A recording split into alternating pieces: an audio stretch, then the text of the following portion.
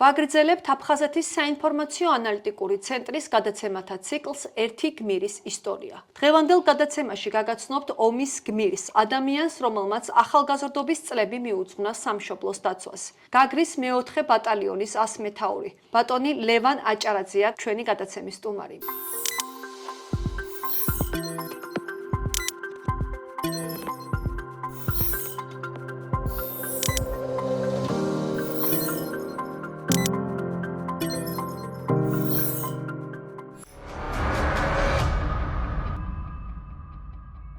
მოგესალმებით ბატონო ლევან. მადლობას გიხდით გადაცემაში მონაწილეობისათვის. ბატონო ლევან, როგორი იყო გაგრა, თქვენი ახალგაზრდობა ამ საოცარ ქალაქში? გაგრა იყო ქალაქი, მე არ მგონია რომ დედამიწის ზურგზე მაგნაირი ქალაქი ვაფშე არსებობდეს. ეს ჩვენ დროს თავისთავად. სიყვარულით სავსე, ერთგულებით ხალხის, მეობის, სტუმარ მოყვარე თავისთავად. ალბათ ეს ბედია რომ გაგრაში იცხოვრო ადამიანმა უფლისგან მონიჭებული. 23 წლის ასაკში უკვე მოგიწიათ თქვენი ქალაქის დაცვა. გიფიქრიათ რომ ოდესმე შეიძლებოდა ეს მომხდარიყო? დასაწყისი პერიოდი სანამ ეს დაიწყებოდა უკვე იყო ნიშნები იმისი რომ მოგვიწევდა ჩვენ ეს ამბავი, იმიტომ რომ ჩვენ გვქონდა უკვე ინფორმაცია რომ ჩრდილოეთ კავკასიელები უკვე იყვნენ ლიზავის რეგიონში, ეს გაგრის რაიონია. იყო დაპირისპირებები. ეს 99 წელს გულისხმობთ თუ უფრო ადრეც ფიქრობთ რომ? არა, უკვე 90-იან წელს უკვე იყვნენ ჩამოსულები. ახლა ემზადებოდნენ იმისთვის, რისთვისაც ემზადებოდნენ რა, რომ ჩვენ მიწა-წყალზე ეპატრონათ და როგორც აფხაზეთი და სამაჩაბლო არის საქართველო, ისე არის ერთი სიმართლე. ეს სიმართლე ჩვენ მხარესაა. თქვენ 1987-99 წლებში ჯარში მსახურობდით. მათგან განსხვავებით გქონდათ გამოცდილება. რომ ისე წარმოუდგენელი ალბათ ახლა ახალგაზრდებისთვის რომ სამხედრო თვალსაზრისით მომზადებული ყოფილიყვნენ. აი როგორ გაიხსენებთ ამ პერიოდს, აი თქვენი თანაკლასელები, თანამებრძოლები, მეზობლები ალბათ ამ ერთ საქმეში იყავით და რა იყო ამ პერიოდში ის ნათელი, რაც გაერთიანებდათ? ეს მოვლენები რო დაიწყო, ყველა ჩემი კლასელი შევიკრიბეთ ჩემთან სახლში. გადაწყვეტილება რა და რა როგორ ერთხმად გადავწყვიტეთ, რომ ყველა უნდა გავედით. და ნამდვილად ყველა გავედით. აი ჩემი ბავშვობის ძმა პირველ კლასიდან მისთანაც ვიზრდებოდი, ძმა კაცობდი და ეხლა მათგან უკვე ბევრი არ არის ცოცხალი. მაგრამ ვინც დავრჩით, ყველაფერს გავაკეთებთ იმისთვის, რომ მაგაცულები გავახაროთ რა, გაგრაში რომ დავბრუნდეთ. ბატონო ლევან, ერთ-ერთი რთული იყო გაგრაში ბრძოლები და ყველაზე მძიმე იყო აი ქუჩის ბრძოლები, კოლხიდასა და განთიაძე ოპერაციები, ის ბრძოლები, რომელიც მეოთხე ბატალიონმა თავის თავზე აიღო. შრომაში ძირითადი დარტყმა ჩვენ მივაყენეთ. დიახ. ჩვენ გავდევნეთ რა პრაქტიკულად შრომიდან. კი სოხუმის ბატალიონები იყვნენ, მერე გორიდან ჩამოიყვანეს ბიჭები, მე უკვე მაშინ მერე თვითონ ბიჭები მიყებოდნენ. ჩვენ შრომის მიმართულება მერე ტამიში დესანტის დროს რო ჩამოსხეს იქაც რეალური ნაბიჯები და რეალური აი რას მოიცავდა ეს დესანტის ლიკვიდაციის ოპერაცია? ეს დესანტი ჩვენ რო გვითხრეს რომ იქ მე მგონი შავი დინარეთ, ესე ხალხურად ესე ეძახდნენ. ჩამოვიდნენ ზღვიდან, ავიდნენ მაღლამთებში. ჩვენთან იქ მეფარეიშვილი იყო გაგრაში მუშაობდა სუდმედ ექსპერტად. შუკურაჩიგავა გარდაიცვალა ამ დროს. შამილ პირველი ყავდა ისეთი დაიკარგა, მერე გავიგეთ რომ ისიც გარდაიცვალა. ჩვენ გინდოდა მიმართულება გქონდა რომ გაგრაში გადავსულიყავით განთიადიდან. მაგრამ არ იყო ეს საკმარისი ძალები. ეს ისტორიული ფაქტია. არც ერთი ბრძოლა ჩვენ არ წაგვიგია. გინ სოხუმის მიმართულებით, გინ ტამიშის მიმართულებით. ყველა ბრძოლაში იყვნენ დამარცხებულები ისინი. მერე მიმართეს იგივე ტაქტიკას, რაც გააკეთეს გაგრაში. სამშვიდობო პროცესი, ეს სოხუმიდან გაიყვანეს ტექნიკა, ქვედანაყოფები, უკვე даже იარაღზე იყო საუბარი, რომ უნდა ჩაებარებინათ ბატალიონებს. ჩვენ ბატალიონს იარაღი არ ჩაუბარებია. ლაჩრურად დაარტყეს გაგრას მაგათ. როცა უკვე ყველა ლაპარაკობდა გაგრას, ჩვენ ვაკონტროლებდით პიჩვინდის გადასახვევამდე. კოლხიდაში იყო პირველი დარტყმა ზღვიდან, მთებიდან, როგორც შეგვეძლო 2 დღის მანძილზე უძლებდით, მერე მთები დაიკავეს და გაგრა არის რა, ერთი გზა და მთები. და მთების მიმართულებით დაიწყეს ქალაქში შემოსვლა. ზალა დიდი ჰქონდათ, პირველი ეშელონით იმენა ჩრდილოეთ კავკასიელები მოდიოდნენ. პრაქტიკულად ყველა იბრძოდა ჩვენ წინააღმდეგ ინგუშების გარდა. კუთხე რომელიც ჩვენ არ გვებრძოდა ეს იყვნენ ინგუშები. დანარჩენები ყველა იყვნენ. იმდენი გამოცდილება არავის არ ჰქონდა ჩვენ. მერე ხაოსი მოხდა გაგრაში, ფორმაც ძირითადად ყველას ერთნაირი ეცვა იმათაც ჩვენ და ესე ხდებოდა რომ ლაპარაკის და აქცენტის მიხედვით ხდებოდით ვინ არის. როცა გვიწევდა ერთმანეთთან შეჯახება. მერე განთიადში ძალიან დიდი დარტყმებით ვიტევდნენ, იმიტომ რომ უნდათ რუსეთთან გასვლა. ძიმე მოსაყოლი არის ის ქუჩის ბრძოლები, ხო? ასე რომ მოიხსენე, ყოველ ქუჩაზე კართან და რა ვიცი, ეზოს ჭიშკართან და ესე იყვნენ, ხო? გაგრაში მოხდა ძალიან ცუდი ამბები მაგათ მხრიდან, რაც მოსახლეობას ეხება. მე არ ვიტყვი რომ სასტიკად, მე ვიტყვი რომ არა ადამიანურად მოიქცნენ. ჩემ ქუჩა რუსეთის მიერ მობილიზებული ძალები. ამ ჩრდილოეთ კავკასიის გარდა იმენო რუსულ რეგულარულ ჯარებთან ჰქონდა საქმე, აბანეტივის. რატო აყვნენ თვითონ ამ სეპარატისტულ მოქმედებებში იმაში. როცა ჩვენ ჰქონდა ნათესაური კავშირები, ეხლა მეგობრობაზე იმაზე ვაფშე არ ვლაპარაკობ, ხო? ნუ რატო აყვნენ? მიზეზი რა იყო მაგის? 99-შიც ეცადნენ სოხუმში რომ მოხდა სვერპლი, მანამდეც ჰქონდათ მაგათ სულ სურვილი რომ საქართველოს გამოყოფის ამბავში. საბჭოთა კავშირის დროსაც და ჩვენ მაინც არ გვეგონა რომ ისინი ასე მოიქცეოდნენ მოსახლეობას, ხო? კი, ეს თავისთავად. იმიტომ რომ ჩვენ იქ რო ვიყავით, ჩემ ქუჩაზე არც ერთი ფაქტი არ იყო. პატარა ქუჩა არ იყო, ჩამბა დიდი ქუჩა იყო. ზარცვის და ზედმეტზე დანარჩენზე ვაფშე ლაპარაკი არ მეთქვა. ჩემი საძმაკაცო სადაც ცხოვრობდნენ იმ ქუჩებზე, იქაც არც ერთი ფაქტი არ ხდება. აფხაზები ჩვეულებრივად ცხოვრობდნენ, ხალხს ხრიტავდნენ მარტო იმის გულისთვის, რომ ქართველები იყვნენ. ეს ხო მარტო ჩვენ თელმა სოფლიონის მე ჩემ ქუჩაზეც ბევრი დახვიდეს. ჩემი ოჯახი 9 დღე ჩემი ძმა, დედაჩემი, დედაჩემი, დედაჩემი, ოჯახის წევრები, ბებია, მეზობლის სახში იყვნენ. და 9 დღის მერე რაც ჰქონდა ოჯახს აიღეს თავისთავად და ერთი იყო რომელიღაცა გაგრის ბატალიონის მეთაური და მაგან აიღო თავის თავზე აფხაზმა და გამოიყვანა. სიმართლე რო გითხრათ, მე ვიცოდი მაგის გვარი, ყველაფერი. და მე სადმე რო შემხედროდა, მაგას ხო შეეძლო აიღო და არ გამოიყვანა ფსოუს. და ვინ რას გაიგებდა, გააკეთა. ისე არაერთი იყო ხო ესეთი შემთხვევა, აი აფხაზების და ქართველების კრიტიკულ მომენტშიც მაგან გააკეთა ერთგულების და მეგობრობის.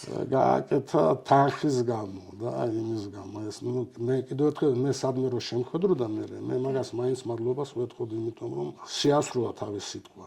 ფაქტები არის გადაღებული ეს ყველაფერი ჩვენი ხალხი როგორ სტადიონზე რა ხდებოდა გაგრის სტადიონზე და ჩვენ არ გვეგონა რომ მაინც რაც რომ მომხდარიყო ეს სასტიკად და ეს значит ეს უკვე დაგეგმილი თემა იყო ეს იყო უკვე მიზან მიმართული მე ესე ვიტყოდი არა ემოციების ამბავი არა მეტი ომის კანონებსაც გაცდა ეს თავისთავად ომს რა თავის ეს ტყვეს არ უნდა შეეხო ვინ ჩაგბარდა ეს უკვე წაგებულია შენ წინაშე მოსახლეობას რაც ეხება ეს კატეგორიულად ეს ხელშეუხებელი ახლა ჩვენ სოხუმში რო ვიყავით ყველა ვიცი ძალიან კარგად რომ და 300-მდე აფხაზი ცხოვრობდა სოხუმში, ხო, როცა ჩვენ ვაკონტროლებდით.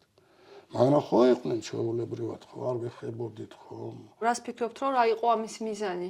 დაშინება უფრო ხო, მეტად კი ბატონო, დაშინება. აი სახლების პირადად მე სახლი დამიწვეს. ესეც იყო ეს ფაქტორი, რომ დაშინება, რომ აღარ დაბრუნდნენ და ну რა, კაი სახლი დამიწვეს, მიწა ხო არის, ჩავალ და აღარაფერი მოწესრიგებული იქნება იქ ამ თემას. სოხუმის ბრძოლებში 23 ბრიგადასთან ერთად მონაწილეობდით. აი რა იყო ამ შემთხვევაში თქვენთვის ყველაზე დასამახსოვრებელი? ამ ერთიანობის გარდა. სოხუმზე რო წამოვიდნენ, ჩვენ როგორც გაგრილებს ჰქონდა ამის გამოცდილება. მაგანთი ნდობა არ შეიძლებოდა. იქ სოხუმლებთანაც ჰქონდა ლაპარაკი, ყველა ვიცით რაც მოხდა მე. გუმისტის ხაზზე პრაქტიკულად არავინ უკვე აღარ იდგა რა. მოლაპარაკების მერე. იყვნენ პატარა ქვედანაყოფები.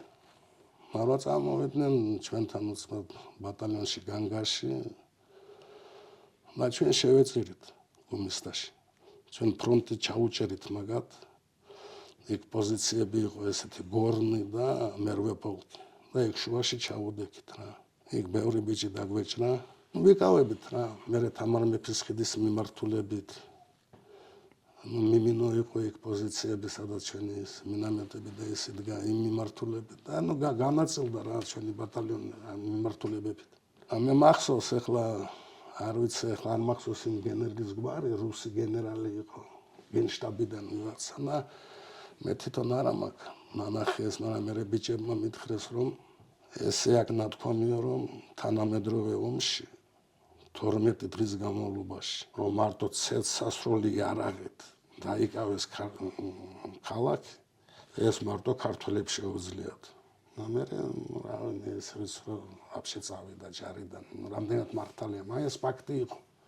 12 დღის განმავლობაში გვეკავა.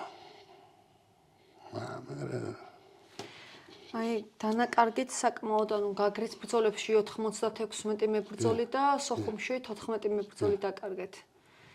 ალბათ რთული იქნება თქვენთვის, მაგრამ აი იმ ბიჭების რომელი გმირობა გახსენდებათ, რომელიც თვალიდან არ ამოგდით და მუდამ თქვენს გონებაშია. ეხლა კახას გმირობა ჩხეტია იყო ესეთი ჩვენთან 20-21 წლის იყო მეტი არა. მაგრამ ჩემ მეზობელიც იყო იქ გაგრაში. შრომაში მოხდა ეს. მე პირველ ღამეს დამჭრეს ჰოსპიტალში ვიცექი უკვე. ამერე ბიჭები რომ მოდიოდნენ, მომეკვდნენ. მაგის საქციელი რო არა, ჩვენი 10 ბიჭი ნახდათ იქიდან არ გამოვიდოთ. ყუიამხრევი ეყენათ მეორე სართულზე იქ საქში და გაარტყა რა. ჩააქრო. მე რო შევიდნენ ბიჭები იქ სამი ნახეს ორი უკვე დამთავრებული იყო მაგათი ამბავი და ერთი მე რო გაერკვევინი იყვნენ გაბარდოელები. მე ზაზა იყო ჯანხოტელი ესეთი მე ზეგანზე. ვინ ჩვენი ბიჭები დაეცნენ ყველა გმირულად. მე მithქვია და ვიტყვი რომ ყველასთან დიდი პატივისცემით ყველა ბატალიონებთან, ყველა ვინც იბრძოდა, ყველა ჩემი ძმა არის პირადად თელ საქართველოსდან, ყველა ქვედანაყოფი ჩვენი ბატალიონი იყო, რომ არც ერთი ფაქტი არ იყო, რომ ვინმე ჩვენი ტყვეობაში ჩაბარებულიყო. არც ერთი. როცა ყველა ბრძოლაში მონაწილეობა გვაქვს მიღებული. ეს განსაკუთრებით მძიმე დაღიქმება ხო, რომ აი ტყვეთ ჩავარდნა, რა თქმა უნდა, არ არის სასიამოვნო, მაგრამ ხშირად იყო შემთხვევები, ერჩივნათ ტყვეთ ჩავარდნას, აი თავი აიფეთქებინათ. მე მქონდა ესეთი შემთხვევა და მე მზად ვიყავი ამისთვის ბიჭებს რო არ მოესწროთ. მაგრამ მოასწრეს ბიჭებმა და გამომიყვანეს. თქვენ რამდენჯერმე დაიჭერეთ ამ ომშიც? შრომაში ვარ დაჭრილი და ორი მძიმე კონტუზია მაქვს მიღებული. 23 წლის ახალგაზრდა ბიჭისთვის ყველაზე მძიმე მომენტი რა იყო აი ამ პერიოდში, დღევანდელი გადმოსახედიდან? ან ეს შეიძლება იყოს კონკრეტული მომენტი, ან ერთი კონკრეტული დღე, რომელიც არ ამოგდით გონებიდან? ან არ გტოვებთ და მუდამ თქვენთან არის? გაგრი და გამოსვლა. როგორ გაიხსენებთ ამ დღეს? მაშინ აცნობიერებდით, რომ უკვე ტოვებდით და შეიძლება დიდხანს? უკვე რომ საზღვრამდე რომ მოვიდნენ უკვე მე რეალობა შევხედეთ თვალებში. უკვე 2 ოქტომბერს იცახით, როცა დაეცა გაგრა? არა, ხუთში. პროდათ მე ამის წინააღმდეგი ვარ, რატომღაც 2 ოქტომბერს გაგრეს, იმიტომ რომ განთიადი ლესელიძე გაგრა არის. სოუმდე საზღვრამდე არის გაგრა. და ხუთში მოხდა მაგათი საზღვართან მისვლა. მთელი ჩემი ცხოვრება იმის მერე ამ იმედებით ვცხოვრობ და არა მარტო მე, ყველა ჩვენი ბატალიონის წევრი ბიჭები. ღამე ამით ვიძინებთ, დილით ამით ვიღვიძებთ ამ ფიქრებში და ვიცით რომ მალე მოხდება ის რაც უნდა მოხდეს. სოხუმიდანაც ჩვენ ვიყავით ის ერთი ბოლო ქვედანაყოფი, რომელიც სოხუმიდან ჩვენ თამარ მეფის ხიდთან ვიდექით. უკვე კავშირი არავისთან არ ქონდა, ურთიერთობა მე გელასური, კოდორის ხეობა. და კოდორის ხეობას რაც ეხება, მე სიამაყით ვიტყვი რომ ლომის წვლილი კოდორის ხეობის შენარჩუნების ეს არის გაგრის ბატალიონის, ჩვენი ბატალიონის დამსახურება. ჩვენ ჩავჭდით, გვირაბებს ვაკონტროლებდით. ჩვენ ხელში კოდორის ხეობა ჩვენი იყო. მე ახლა ადგილობრივ მოსახლეობა თავისთავად, მაგრამ ძირითადი ფუნქციები იყო ჩვენზე. მე ნოემბრის ბოლო იყო უკვე, როცა ბრძანება მოვიდა რომ უნდა დაგეტოვებინა. ხო, უკვე მოსახლეობა შეარაღება ის, კიდევ ერთხელ ვიზახი ლომის წვლილი კოდორის ხეობის შენარჩუნებაში გაგრის ბატალიონს მაშინ ვიყავით იქ მეტა 90 კაცამდე ჩარჩენილი. თავისნებით თავისთავად. და არ ვაძლევდი საშუალებას რომ მაღლა ამოსულიყვნენ. აი სულისკვეთები და იმ სურვილით რომ ეს არ მივცეთ. და სტრატეგიულად ძალიან არძიმბა იძახდა თავის დროს რომ ეს კოდორის ხეობაო აი როდივით თავზე გვადევს, როდის დაგვეცემაო, არ ვიცით. ძალიან ეშინოდათ მაგათ ამ მიმართულების კოდორის ხეობის, იმიტომ რომ იქიდან პრაქტიკულად სოხუმში შედიხარ. იქ ლატა, რამოდენიმე სოფელი, წებელდა ისინი და შედიხარ სოხუმში. გაგრელები განსაკუთრებით გამოირჩევიან ამ ერთიანობით, ხშირად იკრიბებიან, არის საზოგადოებრივი კავშირი გაგრა. ეს ნამდვილად გამოარჩევს ამ ქალაქს და ქალაქელებს. ჩვენ ახლა საზოგადოებაში კი არის ხალხი, კი ხვდებით ერთმანეთს, მაგრამ ჩვენ გვაქვს ხშირი შეკრებები ბატალიონის, ჩვენი ბატალიონის ამბავში. ზოგი რეგიონებში, ზოგი ქვიკრიფებით ბიჭები ერთმანეთს ვახარებთ, ერთმანეთს რომ ხედავთ, უფრო იმედიანად ვართ, რომ ვართ ჩვენ. არის ზალა კიდო, რომელიც გაგრას ეყოფა.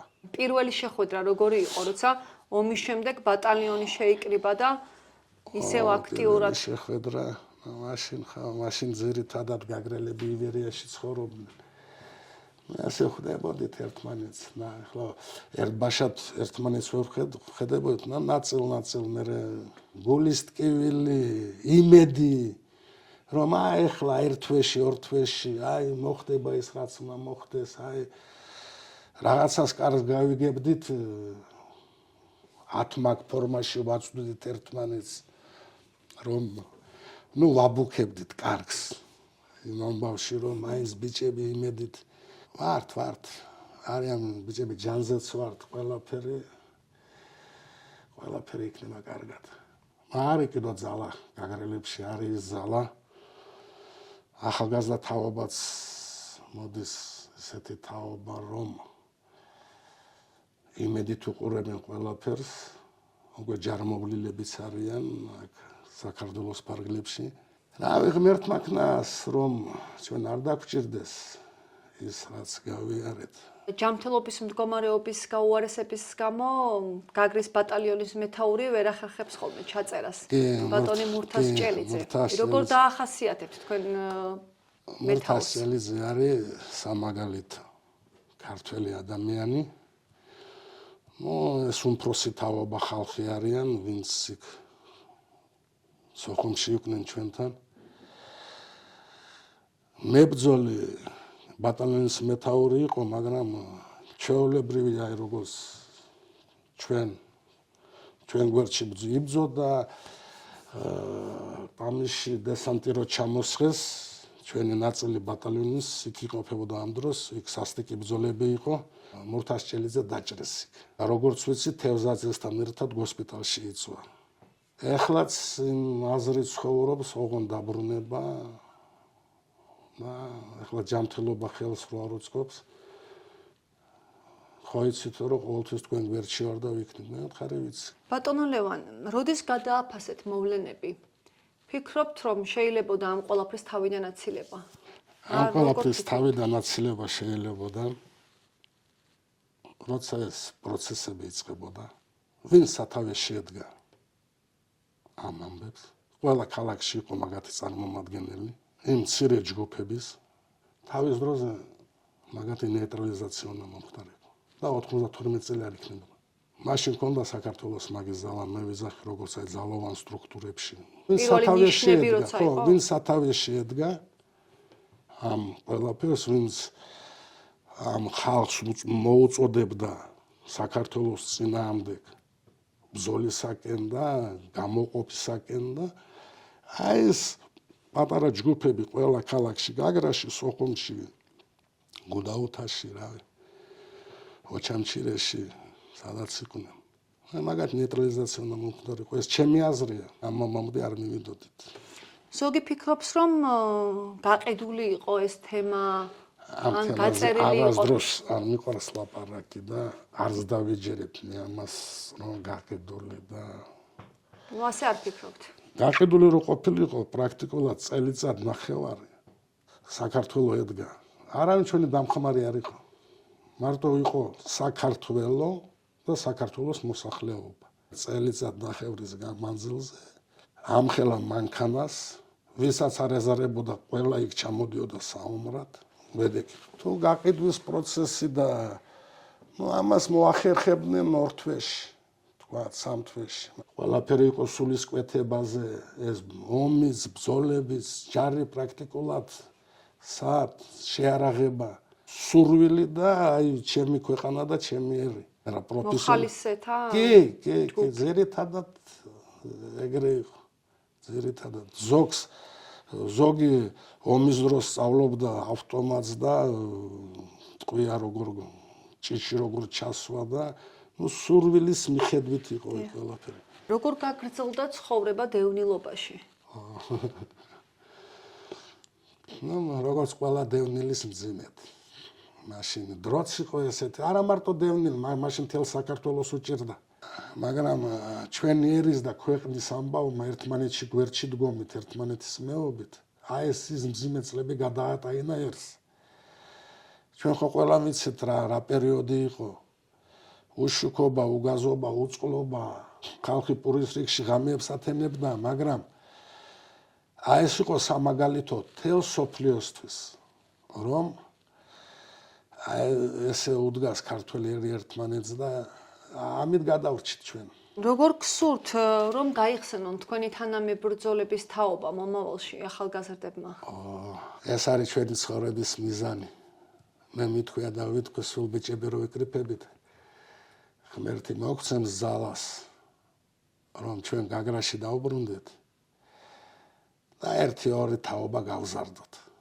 გაგრულად. დარწმუნებული ვარ რომ მაგათ არ მოუწევთ ჩვენ დროს დაიწყო ეს ამბავი და ჩვენ დროს დამთავრდება უნდა იხარონ ქართულმა გენმა თელ აფხაზეთის ტერიტორიაზე და ის როგორც პატრონები ამ მიწა-წყლის მე მჯერავს რომ დაბრუნდებით ესეთი რაღაც აღარ განმეორდება აფხაზეთში იმიტომ რომ ეს ყველასთვის მაგალითი იყო ჩვენთვისაც მაგათვისაც მე როგორც ვიცი ძალიან ნანობენ ისინი, მაგრამ